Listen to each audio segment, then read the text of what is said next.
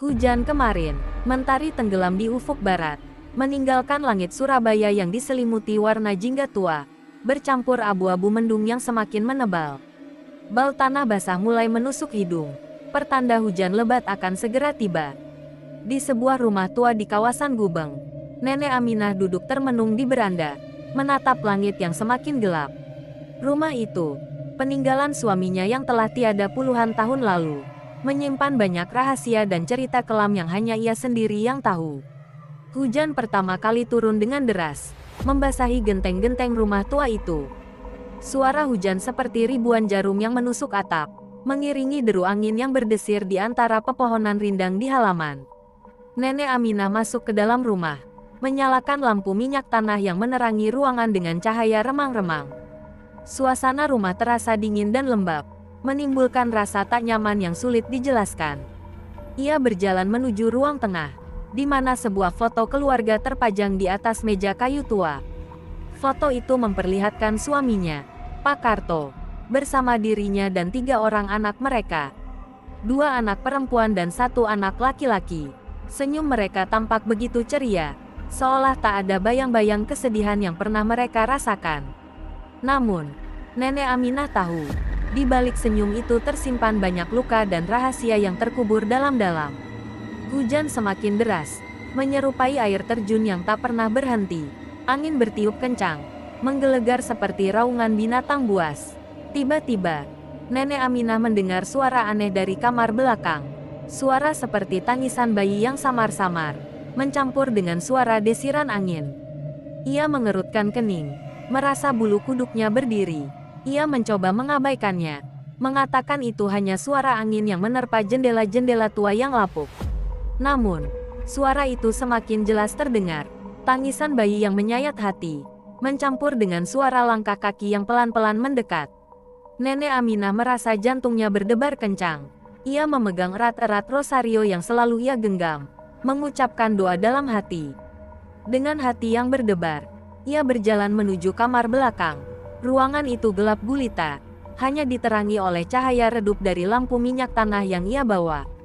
Bau anyir darah memenuhi hidungnya, membuat perutnya mual. Ia melihat sesuatu yang bergerak di pojok ruangan. Sesuatu yang kecil, putih, dan tampak seperti bayi. Nenek Aminah mendekat dengan hati-hati. Ia melihat bayi itu tergeletak di lantai. Badannya basah kuyup terkena air hujan yang masuk melalui celah-celah jendela. Bayi itu tampak pucat pasi, matanya terpejam, dan tubuhnya dingin seperti es. Nenek Aminah mendekat, mencoba menyentuh bayi itu. Tangannya terasa dingin sekali. Tiba-tiba, bayi itu membuka matanya. Matanya berwarna merah menyala, seperti bara api yang membakar. Nenek Aminah tersentak kaget, mundur beberapa langkah ke belakang. Bayi itu tersenyum, senyum yang mengerikan, menunjukkan deretan gigi yang tajam dan runcing. Bayi itu merangkak mendekati Nenek Aminah. Gerakannya sangat cepat dan lincah, berlawanan dengan tubuhnya yang mungil. Nenek Aminah berteriak histeris, mencoba melarikan diri. Namun, bayi itu terlalu cepat. Ia berhasil menangkap Nenek Aminah, mencengkeram tangannya dengan cengkeraman yang sangat kuat. Kuku bayi itu tajam seperti pisau, mengoyak kulit tangan Nenek Aminah hingga berdarah. Nenek Aminah meronta-ronta, mencoba melepaskan diri. Namun, cengkeraman bayi itu semakin kuat. Ia merasakan sesuatu yang dingin dan tajam menusuk lengannya. Ia melihat bayangan hitam yang menyeramkan di sekelilingnya. Nenek Aminah pingsan. Ketika ia tersadar, ia berada di tempat tidurnya. Hujan telah berhenti. Matahari pagi bersinar terang, menerangi kamarnya. Ia merasa lelah dan pusing. Ia melihat tangannya yang terluka, berdarah. Ia mencoba mengingat kejadian tadi malam. Namun ia hanya ingat samar-samar. Apakah itu hanya mimpi buruk, atau kenyataan? Beberapa hari kemudian, Nenek Aminah mulai merasakan hal-hal aneh. Ia sering mendengar suara tangisan bayi di malam hari. Ia melihat bayangan hitam di sudut-sudut rumahnya. Ia merasa selalu diawasi oleh sesuatu yang tak kasat mata. Ketakutan terus menghantuinya. Suatu malam, ia melihat bayangan bayi itu lagi di cermin. Bayi itu tersenyum padanya. Senyum yang mengerikan. Nenek Aminah pingsan lagi. Ketika ia bangun, ia menemukan sebuah catatan di meja. Catatan itu ditulis dengan tinta merah, berisi pesan yang mengerikan. Hujan kemarin membawa aku kembali. Aku akan selalu bersamamu. Nenek Aminah semakin ketakutan. Ia tahu, bayi itu bukan bayi biasa. Ia adalah roh jahat yang terikat dengan rumahnya. Ia harus mencari cara untuk mengusir bayi itu sebelum terlambat. Ia mencari bantuan dukun, kiai, dan siapapun yang bisa membantunya. Namun, upaya-upaya itu sia-sia. Bayi itu selalu muncul, menghantui Nenek Aminah setiap malam. Ia semakin lemah dan kurus. Ketakutan telah menguasai seluruh hidupnya. Suatu malam, saat hujan kembali turun dengan deras, Nenek Aminah melihat bayi itu berdiri di depan jendela. Bayi itu tersenyum padanya, senyum yang penuh dengan kebencian dan dendam. Nenek Aminah merasa kekuatannya telah habis. Ia menyerah. Bayi itu mendekat, memeluk Nenek Aminah dengan erat. Nenek Aminah merasakan tubuhnya menjadi dingin, seperti es. Ia merasakan jiwanya meninggalkan tubuhnya. Ia melihat bayangan hitam menyelimuti dirinya, membawanya ke dalam kegelapan yang tak berujung. Keesokan harinya, warga menemukan Nenek Aminah meninggal dunia di tempat tidurnya. Wajahnya tenang, seperti sedang tidur nyenyak. Namun, di tangannya, terdapat bekas cakaran yang dalam dan berdarah. Dan, di dekat tubuhnya, terdapat sebuah boneka bayi kecil yang basah kuyup. Matanya berwarna merah menyala. Hujan kemarin memang membawa sesuatu kembali. Sesuatu yang mengerikan. Sesuatu yang tak akan pernah bisa dilupakan.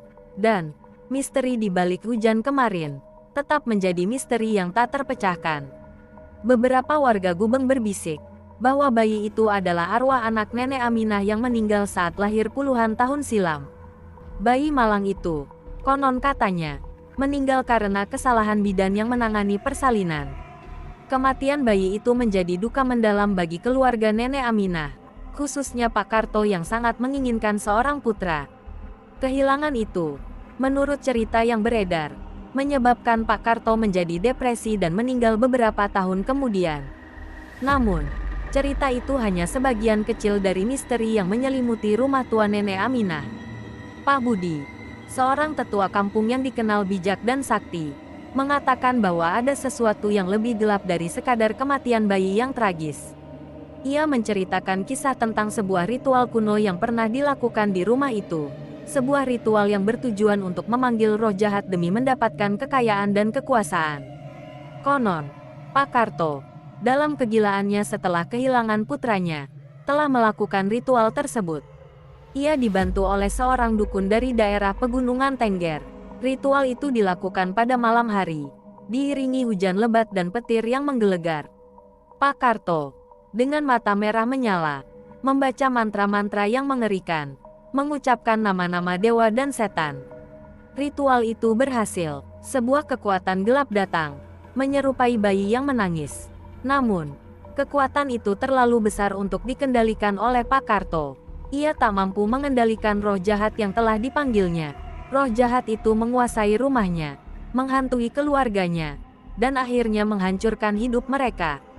Pak Budi menambahkan, roh jahat itu terikat dengan rumah tua itu. Ia hanya akan muncul saat hujan turun, khususnya hujan deras yang disertai angin kencang.